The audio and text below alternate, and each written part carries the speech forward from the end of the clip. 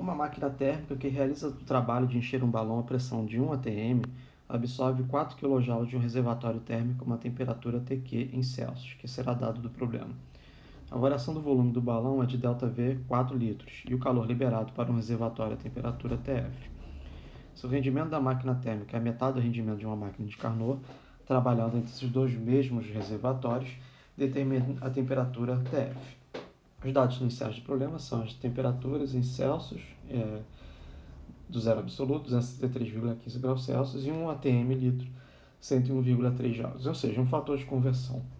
Ao multiplicarmos a atmosfera, que é a pressão, vezes a variação do volume, atm vezes litro. Então, 1 atm vezes 1 litro equivale a 101,3 joules.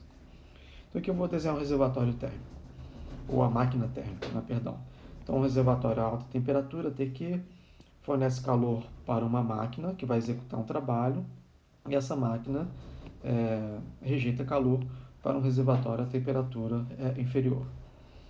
Então, esse aqui Tq seria a combustão de um gás da máquina, uma explosão, que vai fornecer calor para a máquina vai encher o balão e vai ter que rejeitar calor para uma fonte fria, que, por exemplo, seria a atmosfera, onde esse balão está sendo preenchido.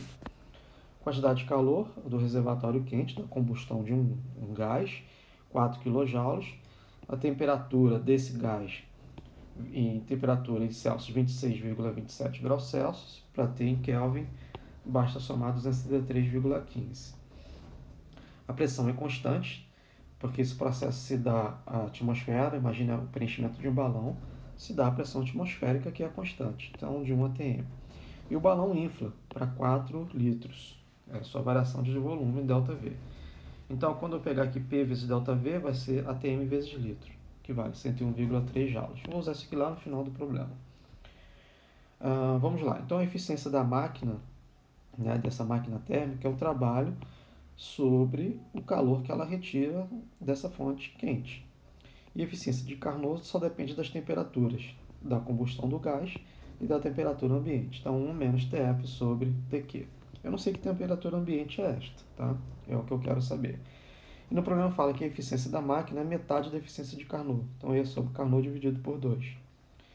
Então, a eficiência da máquina vai ser trabalho sobre Q, índice Q, igual a meio, porque eu sei que é a metade da eficiência de Carnot. 1 menos Tf sobre Tq. Então, a eficiência de Carnot é sempre um parâmetro, para você saber o quão eficiente é a sua máquina em relação a uma máquina idealizada. O que eu quero nesse problema é Tf, então eu vou isolar Tf aqui nessa expressão. Então, 2 vezes trabalho sobre Q índice Q igual a 1 menos Tf sobre Tq. Daqui eu posso tirar que Tf vai ser igual a Tq, que multiplica 1 menos 2W sobre Qq. O trabalho nesse processo isobárico, a pressão constante, é simplesmente P vezes ΔV. Lembrando que nessas equações de eficiência, sempre o módulo das temperaturas, temperatura absoluta, módulo dos calores trocados, módulo do trabalho, então senão não é relevante aqui. Então, Tf vai ser igual a Tq de 1 menos 2 P vezes ΔV dividido pelo calor lá da fonte quente. Aqui eu tenho que tomar cuidado de transformar Tq em Kelvin. Então, vai ficar 299,92 Kelvin. Substitui esse valor no meu problema, na minha equação. Então, Tf 299,92 Kelvin, que multiplica 1 menos 2 vezes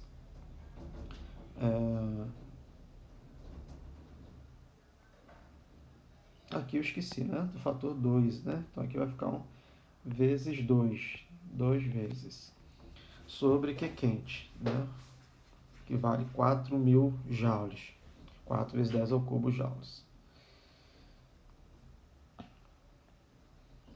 Então, veja que o 101,3 aqui é o fator de conversão, tá? Então, aqui está o 2, que aparece, 1 atm e o ΔV.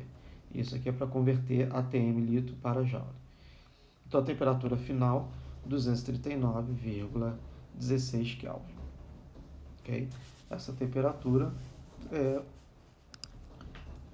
em Celsius, 239 33,16 de menos 273,15.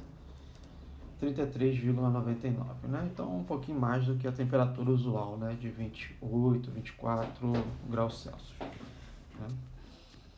Então tá aí a solução desse problema.